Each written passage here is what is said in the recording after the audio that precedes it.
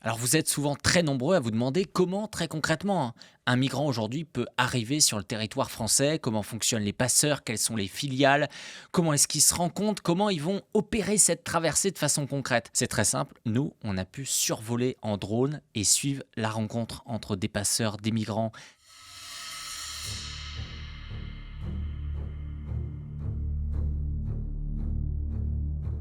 Would never use the term that a person is illegal. It's a crime committed by the smugglers.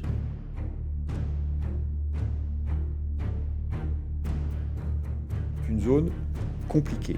Dans les Balkans, il y a toute une économie grise. So when will you move? Inshallah today night.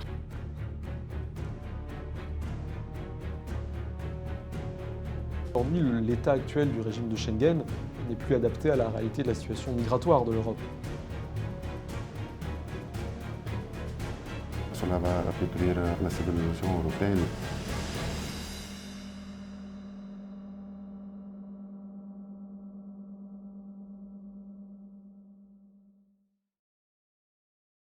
J'ai choisi de vous parler de cette séquence du documentaire en particulier. Évidemment, il n'y a pas toutes les vidéos. On va les regarder ensemble et je vais les commenter avec vous. À quelques centaines de mètres de la frontière macédonienne, nous nous arrêtons à une station BP pour prendre de l'essence. Ce que nous allons y découvrir dépasse l'entendement.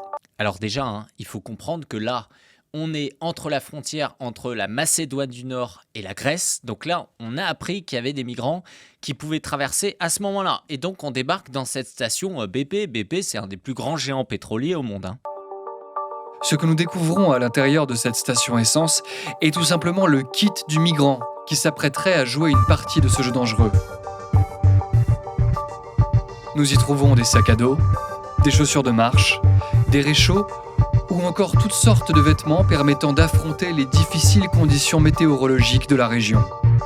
Petit arrêt là-dessus.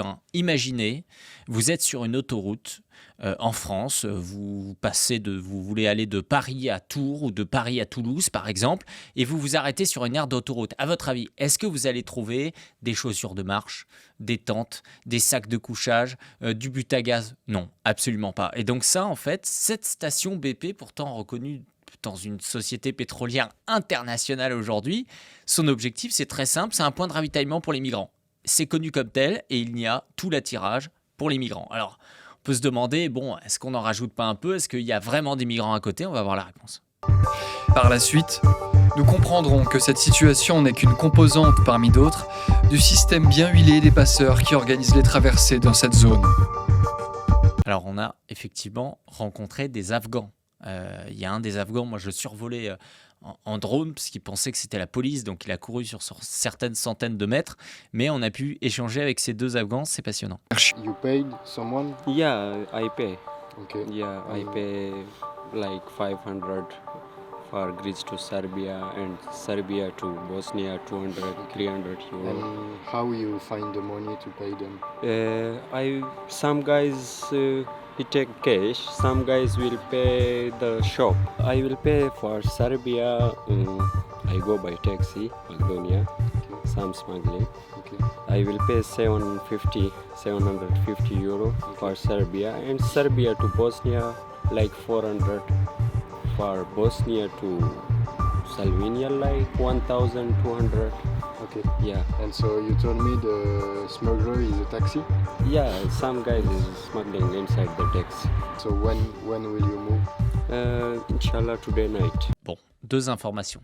D'abord, il dit très concrètement qu'aujourd'hui, les passeurs sont les taxis. On y reviendra juste tout à l'heure. On vous parlera comment on a découvert en Serbie, dans ces Balkans, qu'en fait, les passeurs sont les taxis. Ils prennent beaucoup d'argent. Ils préfèrent travailler finalement avec les migrants qu'avec les locaux.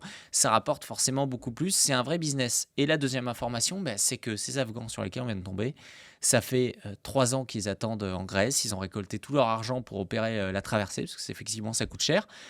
Et chance pour nous, c'est un pot monstrueux.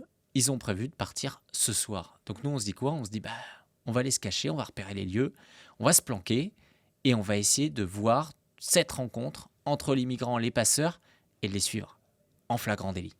La nuit s'installe. enveloppant la scène d'une tension palpable. Nous élaborons un plan pour saisir cette occasion en or de documenter une rencontre entre passeurs et migrants.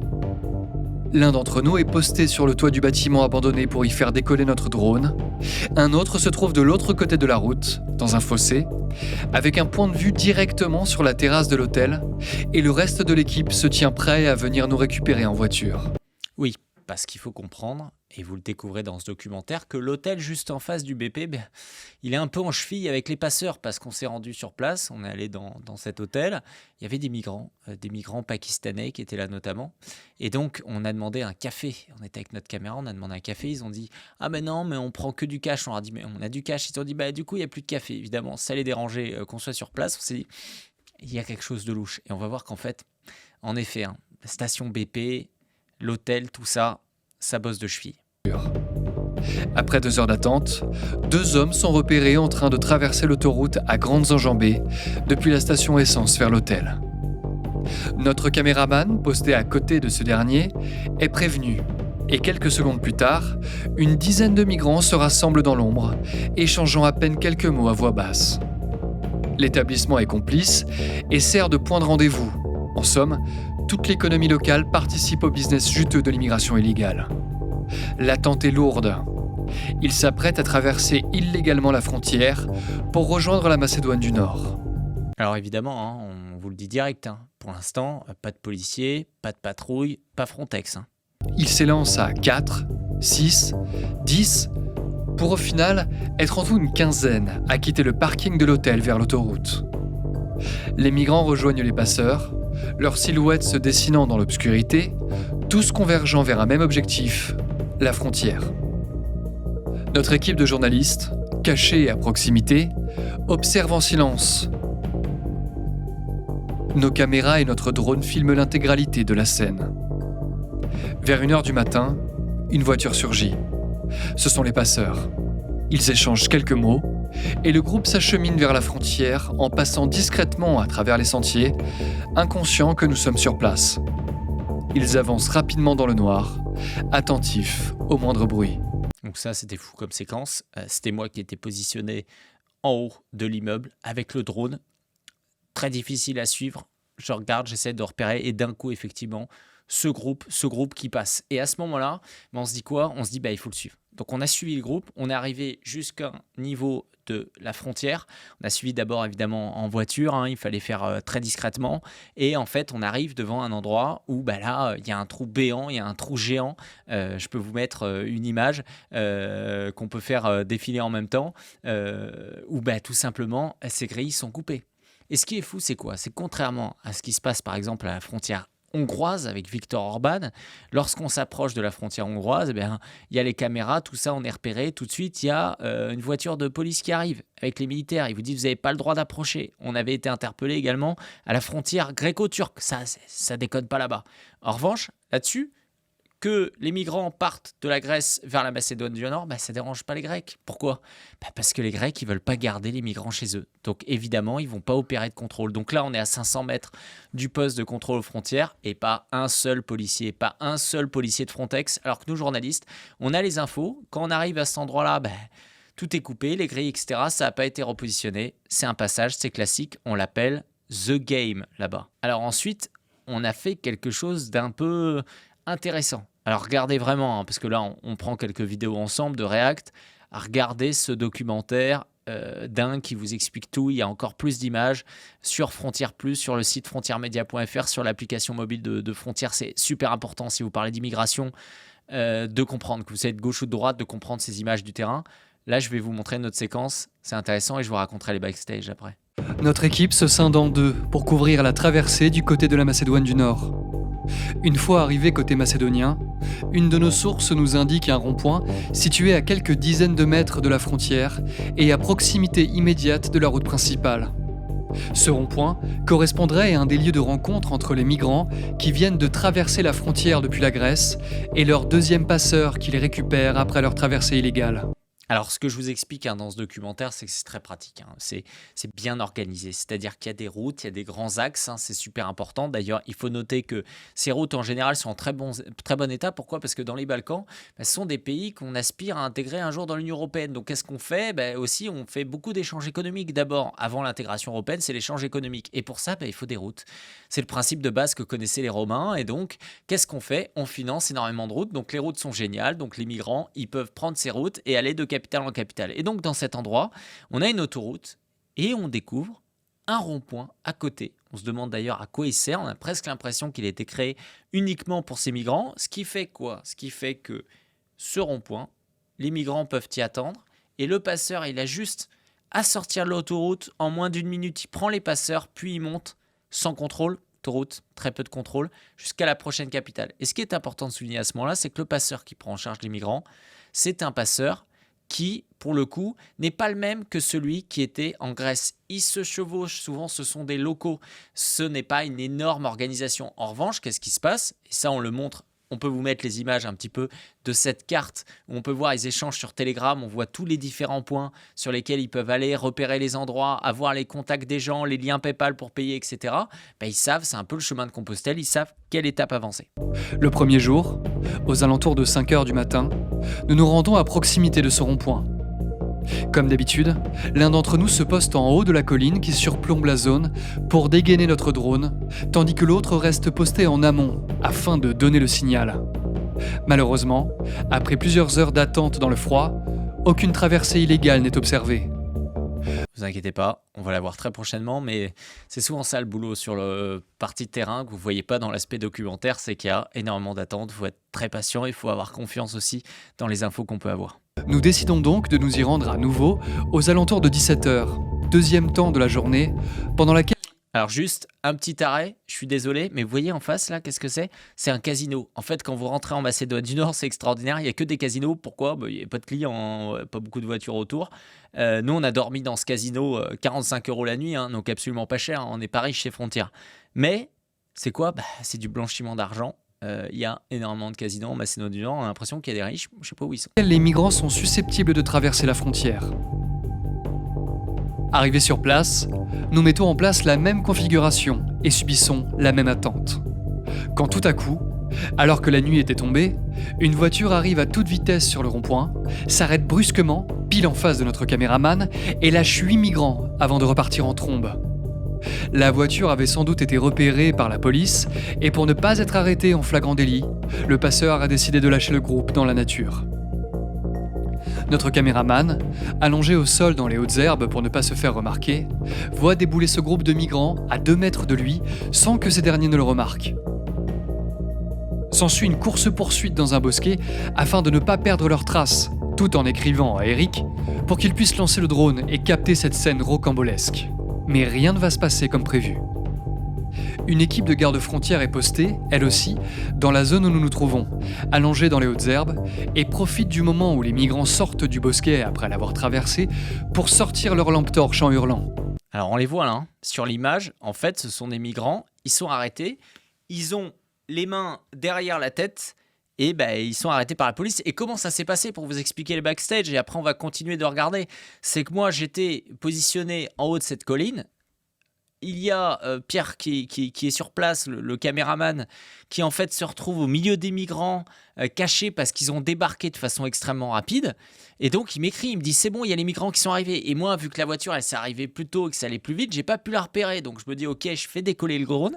Le drone il décolle et là je vais à peu près à la zone où les migrants doivent être. Et je reçois un message qui me dit je vais les éclairer, comme ça tu vas pouvoir les filmer. Je me suis dit, dans l'immédiat, il est très motivé le caméraman.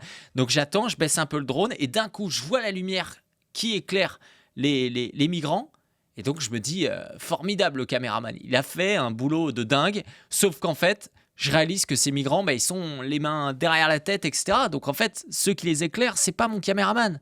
Ceux qui les éclairent, c'est des policiers. Donc là, y a quand même une sorte d'angoisse parce que moi, j'ai mon caméraman au milieu de tout ça qui passe pour un migrant, qui peut se faire choper, et que moi j'ai mon drone qui peut se faire repérer, parce que vous savez très bien comment ça fonctionne les drones, et qu'on n'a pas d'autorisation là-bas. Et qu'évidemment, des images comme ça, parce qu'ils sont aussi un petit peu bousculés, ils n'ont pas forcément envie qu'on les diffuse. Mais bon, c'est notre boulot. Les phares de véhicules percent l'obscurité et la police des frontières macédoniennes surgit sur place. En quelques instants, tout devient chaotique. Cris, courses, interpellations. Les migrants sont arrêtés, un à un. Notre journaliste tente de filmer discrètement avec son téléphone, tapi dans un fossé. Pour éviter d'être repéré et arrêté, il doit rester immobile, retenant son souffle, tandis que les faisceaux des lampes torches balaient la zone. En seulement quelques minutes, l'intégralité du groupe de migrants est arrêtée. Game over.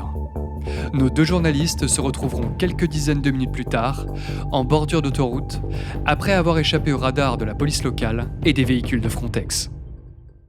Bon voilà, ça c'est le genre de scène assez folle qu'on peut vivre quand on est journaliste, qu'on vous fait vivre dans ce documentaire où il y a tout. Et on vous explique, vous allez voir le documentaire, on vous explique ce qui s'est vraiment passé. Pourquoi cette voiture a débarqué, a lâché des migrants, alors qu'on nous expliquait que c'était les migrants qui devaient attendre et monter dans une voiture? Pourquoi cette inversion? Et pourquoi ils se sont fait prendre? Eh bien, si vous allez voir le documentaire sur Frontières, vous avez les explications. C'était complexe à comprendre, mais on vous l'explique et on fait une reconstitution. On revient sur les lieux le lendemain, 2 jours, et on vous montre comment ça a marché. Alors maintenant, je vais vous amener dans un autre endroit. C'est en Serbie. Je vais vous amener dans une petite ville qui s'appelle Preševo. C'est une enclave albanaise en Serbie. On sait que c'est un peu compliqué là-bas, donc c'est à 90% musulman cette ville. Et Preševo, c'est là-bas, vous verrez, un centre d'accueil pour migrants, évidemment financé par l'Union européenne. C'est un vrai point de passage.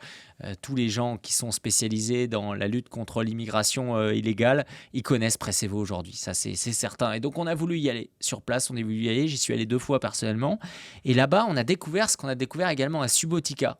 Je vous en parlerai, c'est-à-dire des taxis, ce business de taxi. Pourquoi face à des centres de migrants, il y a autant de taxis? On va vous montrer ça. Là, donc, on est au niveau du centre de migrants de Preševo, on peut le voir juste là. C'est un centre qui est financé donc par l'Union européenne et on peut le voir sur le panneau, il y a cette association qu'on retrouve à chaque reportage, on en a parlé déjà par exemple au Sénégal ou ailleurs, cette association elle s'appelle Caritas. Alors ici à Preševo, c'est 1500 à 2000 migrants qui transitent ici, ils passent pas plus d'1 voire 2 semaines et c'est une immigration qui vient essentiellement d'Afghanistan, de Syrie mais également de Maroc, ça semble très loin de chez eux mais ils vont passer par cette route qui est bien plus pratique. Depuis qu'on est arrivé ici, on voit les taxis commencer à partir parce qu'ils sont évidemment dérangés, parce qu'il y a ici tout cet attirail migratoire. Les véritables passeurs, ce sont justement des taxis. Je vais vous montrer un dernier point qui est intéressant. Donc là, il faut comprendre que ce n'est pas un centre de détention ni un centre de rétention. C'est un centre d'accueil, c'est-à-dire que les migrants sont complètement libres de venir. C'est un petit peu comme le chemin de Compostelle. Vous vous arrêtez, vous vous reposez et ensuite vous pouvez partir. Alors derrière là, justement, c'est un Western Union. Donc rien de plus simple. Ils sortent du centre. Ils ont 20 mètres à faire, c'est pas très compliqué. Ils viennent ici, ils tirent l'argent que leur famille leur a envoyé pour financer justement leur fameux voyage. Évidemment, nous on a fait la demande pour visiter le camp, mais on n'a pas le droit de le faire. Ici, les migrants, pour rentrer, ils doivent montrer leur badge. Et donc à ce moment-là, ils ont l'autorisation de pouvoir venir à l'intérieur. Ici, Preševo, c'est un endroit où de plus en plus de migrants peuvent aussi être amenés. On les prend à Subotica, au nord de la Serbie, on les redescend ici, mais après, ils sont complètement libres de leur mouvement. Bon, plusieurs choses. Déjà, les taxis. Donc, ce sont les passeurs. Ils prennent 300 € à chaque fois. Donc, ils prennent beaucoup d'argent. Il faut dire que depuis quelques mois, les Serbes qui sont payés, qui font des accords notamment avec la Hongrie, deviennent de plus en plus durs avec ces taxis. Ils font des contrôles aléatoires. On a vu des taxis qui commençaient à nous dire oui, les policiers sont méchants, aidez-nous, etc. Mais pour l'instant, ils sont encore là. Il y a la question, comment ça marche? C'est-à-dire que le migrant, il ne part pas d'Afghanistan avec des dizaines de milliers d'euros sur lui. Non, il va aller d'étape en étape et en règle générale, on voit que les centres d'accueil en face, il y a des Western Union. Alors parfois ils ont été fermés, parfois ils sont fermés provisoirement et parfois ils sont ouverts. Et donc c'est-à-dire qu'ils vont se poser au centre d'accueil, ils vont y passer 10, 15 jours, parfois pendant le ramadan, j'y suis allé pendant ramadan sur une période, ils peuvent attendre la fin du ramadan. Et il y a de la famille, souvent de la famille qui peut être déjà en France, en Allemagne, en Europe, leur envoie de l'argent, ils vont tirer de l'argent et là ils peuvent payer le taxi, garder un peu d'argent pour le passeur qui les fera passer la prochaine fois et aller à l'étape suivante. Alors, ce que je vous explique dans ce documentaire, c'est que c'est très pratique. C'est bien organisé. C'est-à-dire qu'il y a des routes, il y a des grands axes. C'est super important. D'ailleurs, il faut noter que ces routes, en général, sont en très bon état. Pourquoi ? Parce que dans les Balkans, ce sont des pays qu'on aspire à intégrer un jour dans l'Union européenne. Donc, qu'est-ce qu'on fait ? Aussi, on fait beaucoup d'échanges économiques. D'abord, avant l'intégration européenne, c'est l'échange économique. Et pour ça, il faut des routes. C'est le principe de base que connaissaient les Romains. Et donc, qu'est-ce qu'on fait ? On finance énormément de routes. Donc, les routes sont géniales. Donc, les migrants, ils peuvent prendre ces routes et aller de capitale en capitale. Et donc, dans cet endroit, on a une autoroute et on découvre un rond-point à côté. On se demande d'ailleurs à quoi il sert. On a presque l'impression qu'il a été créé uniquement pour ces migrants. Ce qui fait quoi ? Ce qui fait que ce rond-point, les migrants peuvent y attendre et le passeur, il a juste à sortir de l'autoroute en moins d'1 minute. Il prend les passeurs, puis il monte sans contrôle. Autoroute, très peu de contrôle, jusqu'à la prochaine capitale. Et ce qui est important de souligner à ce moment-là, c'est que le passeur qui prend en charge les migrants, c'est un passeur qui, pour le coup, n'est pas le même que celui qui était en Grèce. Ils se chevauchent, souvent ce sont des locaux, ce n'est pas une énorme organisation. Parfois, des Afghans, des Marocains, ils se sont dit, on s'arrête, on pose notre baluchon, vu qu'on connaît comment passer au-dessus des barbelés hongrois, etc., on va créer notre filière de passeurs. Donc c'est ça qui est fou, ces gens-là se transforment à un moment en entrepreneurs de l'immigration et ils se posent là-bas. Donc dans le documentaire, vous pourrez voir ce centre de Subotica qu'on vous montre, des interviews qui sont réalisées. Et là, je vais juste vous montrer une séquence où on va voir le fameux mur hongrois du très décrié Viktor Orban. Nous nous rapprochons de la frontière, où nous prévoyons de passer la nuit. Aux environs de minuit, des cris déchirent le silence. Ce sont des migrants, tapis dans l'obscurité. Soudain, la police serbe nous repère. Un contrôle s'engage. Les agents, visiblement tendus, nous ordonnent de quitter les lieux. Ils nous avertissent. Les passeurs, armés, rôdent dans les parages. Eux-mêmes, réduits à 2, se savent impuissants face à l'ampleur de la situation. Aucune arrestation n'est envisageable ce soir. En 2015, lors de la crise migratoire, environ 380 000 migrants ont traversé la Hongrie, principalement via la frontière serbe, suivant la route des Balkans. Face à cet afflux, le Premier ministre Viktor Orban a fait de cette frontière un rempart contre l'immigration illégale. Une double clôture de 175 km, dotée de capteurs thermiques, de caméras et parfois de drones, a été érigée, réduisant drastiquement les entrées enregistrées. De 390 000 en 2015 à seulement quelques milliers aujourd'hui. Vous avez vu le mur, C'est pas le mur qu'on a vu à la frontière grecque avec la Serbie. Donc on comprend pas, parce qu'on paye les Grecs. Pourquoi est-ce qu'ils ne sont pas capables de faire le même type de mur ? Pourquoi est-ce qu'ils ne sont pas capables de mettre des vidéos de surveillance ? Tout simplement parce qu'ils ne veulent pas garder les migrants qu'il y a chez eux, ils les laissent partir en Macédoine. C'est logique, tout comme les Serbes là, on vous dit qu'on en a vu 2 sur 50 km, alors que ce sont les 50 km où il y a le plus de passages, alors qu'on paye les Serbes, parce que c'est un jeu géopolitique, voilà, c'est de la pression qui est mise. Ils ont pu en rajouter quelques-uns cette semaine parce qu'ils s'entendent un peu mieux avec Viktor Orban, avec l'Union européenne, et surtout les Serbes, on peut les comprendre, ils se disent l'Europe, de toute façon, ils veulent ces migrants. Pourquoi on va se battre pour les garder chez nous ? Donc on les laisse passer en fait, on va pas s'embêter. La Hongrie n'a reçu que 29 demandes en 2024, mais certains migrants tentent tout de même leur chance. À Roske et Tampa, des zones de transit ont été établies pour détenir les migrants en attente de traitement de leur demande d'asile. Budapest les a présentés comme des « no man's land », des espaces où le droit de l'UE ne s'appliquerait pas. En 2020, la Cour de justice de l'UE a jugé ces zones illégales, les qualifiant de détention arbitraire contraire aux directives européennes. En juin 2024, la Cour de justice a condamné la Hongrie à une amende de 200 millions d'euros pour son refus de se conformer aux règles européennes sur l'asile. Malgré les critiques des ONG, Orban défend sa politique comme un modèle pour protéger les frontières de l'Europe. Défiant Bruxelles, il renforce sa coopération avec la Serbie et l'Autriche via des patrouilles conjointes pour contenir les flux migratoires. Vous avez vu les images, les images avec ces migrants qui doivent prendre des échelles et passer au-dessus. Donc moi, j'en ai rencontré certains de ces migrants-là qui étaient blessés, qui ont tenté parfois 2 fois de suite de passer au-dessus de ce mur parce qu'il est très difficile à faire. Et on voit comment Viktor Orban, il s'est dit, oui, le droit européen nous empêche cette logique de pushback, c'est-à-dire des refoulements dits illégaux. C'est-à-dire qu'il faut que vous compreniez que la frontière, lorsque quelqu'un tente de traverser, on n'a pas le droit de le refouler, on n'a pas le droit de le renvoyer dans l'autre frontière. Et donc, il a créé ces fameux no man's land. Il n'est pas fou. Mais bon, l'Union européenne l'a condamné. Alors, on parlait de pushback, de refoulements illégaux. C'est une autre séquence que je voulais vous montrer. C'est la séquence en Bulgarie. Vous vous demandez pourquoi la route des Balkans en ce moment, il y a moins d'entrées. Eh bien, il y a quelque chose qu'on ne sait pas trop, c'est que les Bulgares, ils font le boulot. Ils font le boulot pourquoi ? Parce qu'ils font quelque chose que l'Union européenne, théoriquement, ne leur permet pas. Et ça, nos informateurs sur place nous l'ont confirmé, expliqué, et on a pu voir un peu de nos propres yeux certains éléments. C'est simple, eux, ces fameux pushbacks, ils les font. C'est-à-dire que, vous savez, il y a 4 à 5 millions de réfugiés qui attendent en Turquie de venir dans l'Union européenne. Et ça permet à Erdogan, le président islamiste turc, de nous mettre la pression à chaque fois. Il nous prend 2 à 3 milliards d'euros par an également pour contrôler cette frontière. Et donc, qu'est-ce qu'ont fait les Bulgares qui viennent de rentrer dans Schengen, qui veulent être les bons élèves ? Eh bien, lorsqu'ils voient des migrants... Allez, je vais vous montrer la séquence d'abord, parce que vous verrez de vos propres yeux. Nous prenons la route en direction de Sredets, une petite ville du sud-est de la Bulgarie, située à seulement quelques kilomètres de la Turquie.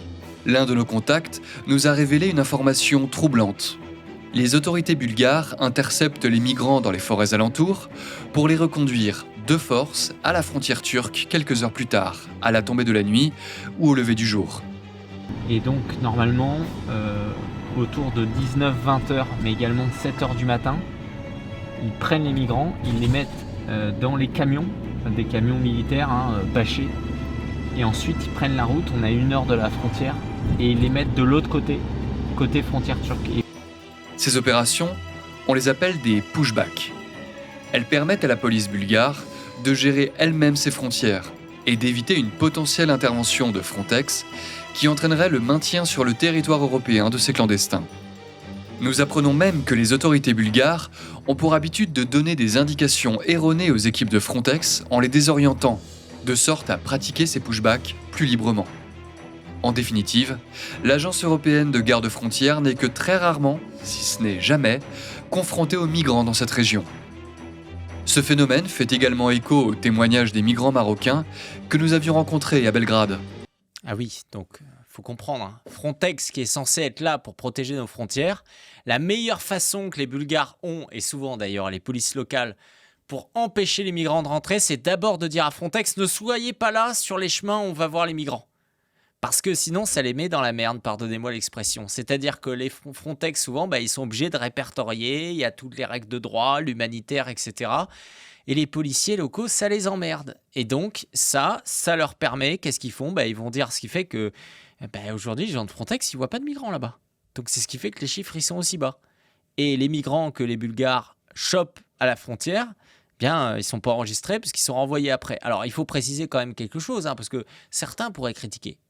Sauf que ça montre quoi ? Ça montre que le droit européen, il est mal fait aujourd'hui. C'est une réalité. Et le deuxième point, c'est que certains, on a pu voir des migrants, des Marocains qui nous ont dit « Oui, mais les Bulgares, les policiers bulgares, ils sont durs, ils sont sévères. » Certains nous ont montré des blessures qu'ils avaient. Oui, c'est-à-dire que quand vous faites une traversée illégale de la frontière, on vous tire dessus, mais on vous tire dessus pas avec des armes létales, bien entendu, avec du caoutchouc. Voilà. Donc ça fait mal, mais ça empêche ces migrants et ça les dissuade aussi de rentrer. Et c'est ce qui fait que c'est extrêmement dur aujourd'hui de passer cette frontière. Là, l'enjeu, c'est qu'on est parti du commissariat et on se dirige vers un carrefour. Ensuite, en fait, les camions qui amèneraient les migrants, selon ce qu'on a pu entendre par différentes sources, loin de tous les yeux de Frontex, etc., commencera à s'orienter à l'intérieur de la forêt. Et donc, le but, c'est d'aller repérer cet endroit pour essayer de voir comment s'y positionner et capter évidemment des images de ces transports de... Bon, la suite, vous la voyez dans le documentaire. Qu'est-ce qui s'est passé très concrètement ? À la fin de la nuit, on a suivi une de ces arrivées de migrants dans une camionnette blanche. Et ensuite, on a suivi forcément le retour, c'est-à-dire le renvoi du côté turc. Donc ça, n'oubliez pas, vous retrouvez dans le documentaire de Frontières. Déjà, on vous montre pas mal d'images, mais bon, il faut que nos abonnés ils aient beaucoup plus d'éléments, c'est important. Bon allez, un dernier point pour vous montrer dans ce documentaire sur ce voyage. On a fait plein de pays, la Bosnie, on vous explique comment les Tchétchènes quand même, c'est pas les plus sympas. Faut quand même rappeler que Dominique Bernard, il s'est fait tuer par un réfugié tchétchène. Eh bien les Tchétchènes, en fait, aujourd'hui, ils n'ont pas besoin de visa pour être juste à la frontière de l'Union européenne. Pourquoi ? 2 choses. D'abord parce que les Bosniaques, c'est un pays musulman, ami des Tchétchènes. Vous pouvez passer de la Tchétchénie à la Bosnie sans visa. Ensuite, vous êtes à 2 heures de route de la Croatie. Sauf que la Croatie, depuis le 2023, où est-ce qu'elle est ? Elle est dans Schengen. Et donc aujourd'hui, on se retrouve avec des Tchétchènes qui n'ont rien à faire en voyage, juste à venir se positionner très facilement sans visa devant la frontière. Et après la traversée, il n'y en a qu'une. Et ensuite, c'est bon. Ils sont dans l'Union européenne. Et donc nous, on est allé dans une ville qui s'appelle Biac, où il y a près d'une centaine de réfugiés tchétchènes. Et beaucoup traversent très régulièrement et y parviennent. Alors, une petite pépite pour terminer quand même, il fallait qu'on parle des ONG. Voilà. Il faut quand même savoir, vous le verrez dans le documentaire, qu'il y a des associations un peu partout. En fait, c'est simple, dès que vous voyez une frontière compliquée, il y a une tente de l'autre côté. C'est une façon de vous dire, venez, on va s'occuper de vous. Ça, c'est un peu fou. Mais on est à la Trieste. Trieste, c'est une ville en Italie qui est à la frontière de la Slovénie. Et donc, c'est un point d'arrivée de beaucoup de migrants, parce que c'est pas parce que Giorgia Meloni est arrivée qu'il n'y a plus de migrants. Donc ça, c'est important. Et donc, on est tombé sur cette association. Je vais vous montrer un extrait d'un interview de ce monsieur aussi qui est en kéfier. Ici, en tant qu'opérateurs, nous essayons de mettre en pratique le monde que nous aimerions voir à l'extérieur. Donc ici, nous ne mettrons aucune forme de violence, de racisme ou de sexisme.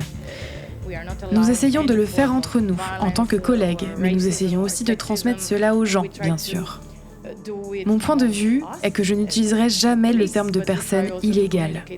Une personne doit être régularisée avec des papiers ou n'est pas en règle avec les papiers, mais une personne ne peut pas être illégale. La personne est là, devant vous. Je pense que ce que l'Europe a appris, c'est que vous ne pouvez pas arrêter l'immigration. Alors, vous imaginez, je pose là-dessus. En fait, pour ces gens-là, le terme illégal n'existe pas. Parce que vu qu'un clandestin, quand il rentre chez vous, sans l'autorisation, quand vous finissez par le choper, il vous dit du coup, est-ce que je peux rester ? Le fait de dire je peux rester le rend légal, en fait. C'est un peu fou. Vous ne pouvez pas tout arrêter. Ce que vous pouvez faire, c'est apprendre à gérer ce phénomène de manière complexe. C'est complexe, pas difficile, mais complexe. Et encore une fois, avec une législation appropriée et une attention particulière aux droits humains, vous pouvez le gérer correctement. Je ne pense pas que Giorgia Meloni gère cela de manière adéquate. Je ne sais pas si vous avez vu les dernières réformes en Italie, mais Giorgia Meloni n'est pas le pire problème. Nous avons un problème. Si nous regardons l'Union européenne, le vote récent de la Commission européenne montre que nous faisons face à une situation plus grave. Le nouveau système commun européen d'asile a été approuvé et est très problématique. Il ne prend pas suffisamment en compte certains droits humains fondamentaux. On appelle ça un réfugié climatique. Donc ces gens, il y a 2 choses à noter. D'abord, on dit souvent les ONG ils sont là pour les aider. Vous comprenez, c'est juste de la charité, il n'y a pas d'idéologie. Bon, on comprend. Le terme illégal, ça n'existe pas, etc. Et nous dit, voilà, il y a quand même de l'idéologie qui est là-dedans. Ensuite, il n'y a pas de problème de se dire, il y a un illégal qui vient, parce que bon, le droit, on s'en fout, ça c'est bien normal. En revanche, le droit, on va bien l'utiliser quand ça nous arrange. Donc là, c'est quoi ? Elle connaît très bien ce qui se passe au niveau du Parlement européen. Et qu'est-ce qu'elle dit là ? Et de la Commission européenne, elle dit quoi ? Elle dit, il va falloir commencer à avoir des réfugiés climatiques. Donc voilà. Donc il y a les réfugiés pour les gens qui quittent des pays en guerre, très bien. Et demain, c'est les réfugiés de ceux qui ont un problème d'eau chez eux, ceux qui, voilà, tous ces éléments. Ça va faire du monde. Donc, ça monte cette idéologie.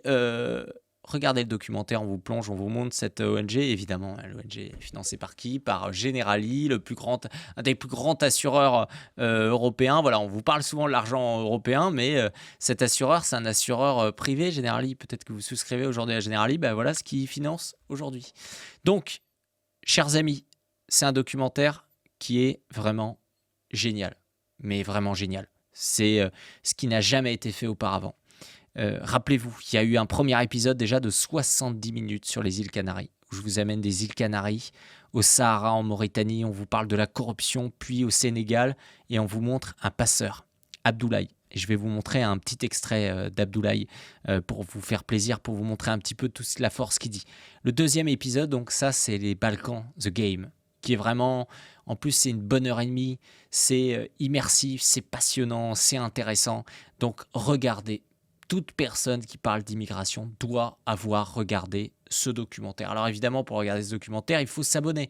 Il faut s'abonner parce que tout ça, ça coûte de l'argent. On doit financer nos documentaires, c'est important. On en parle après à la télévision, on en parle sur YouTube, on l'utilise, on en fait quand même du buzz pour faire bouger les lignes, etc. Mais le documentaire, le produit phare pour tout comprendre, c'est un peu comme quand vous devez acheter un livre. Là, vous devez acheter ce documentaire.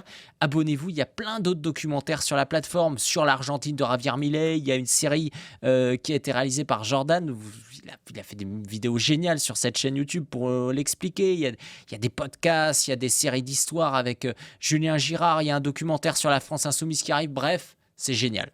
Donc abonnez-vous, Frontières Plus, sur le site www.frontiermedia.fr, également sur l'application mobile de Frontières. Et moi, je vous montre Abdoulaye, si je le retrouve. Alors, je vous mets Abdoulaye, et ensuite, on termine. Abdoulaye, donc c'est dans le premier épisode, il explique très concrètement que les migrants, ça ne s'arrêtera jamais, que oui, les gens viennent aussi pour les aides sociales, qu'il dit cette phrase, ici, au Sénégal, tu payes, là-bas, en France, tu payes pas. Voilà, c'est l'épisode, la vidéo qui résume tout. Je vous laisse là-dessus sur cet extrait et rendez-vous sur Frontières Plus. Merci à toutes de votre soutien. Bravo à l'équipe, bravo au monteur, bravo à Julien, à Maxime et à Pierre Christen qui m'ont accompagné sur cette route des Balkans. Et moi, je vous dis à très vite. Combien ça coûte? Est-ce qu'il peut nous expliquer précisément comment il fait ce métier-là? étape bi du dara lu dul rencontre ay rencontre la rek quoi ay nit yu toog bëgg gis dara bëgg dara toog waxtaane ko bu ñuy dem dañuy habillé wu dañuy mel na kuy dem géej. Et ils sont combien par bateau? Des fois ci pirogue la du bateau gaal la des fois mën nañu nekk 200 des fois ça dépend ne ko ñun bu ñu jógee Ndar c'est très normal ñu laal géeju Mauritanie après géeju Mauritanie beneen cap la ñuy defar muy Nouadhibou après Nouadhibou direct beneen cap direct la ñuy jël Espagne direct la ñuy jël. Il y a beaucoup de monde? Oui, il y a beaucoup de monde qui veut partir jusqu'à présent. Il y a beaucoup de monde qui veut partir.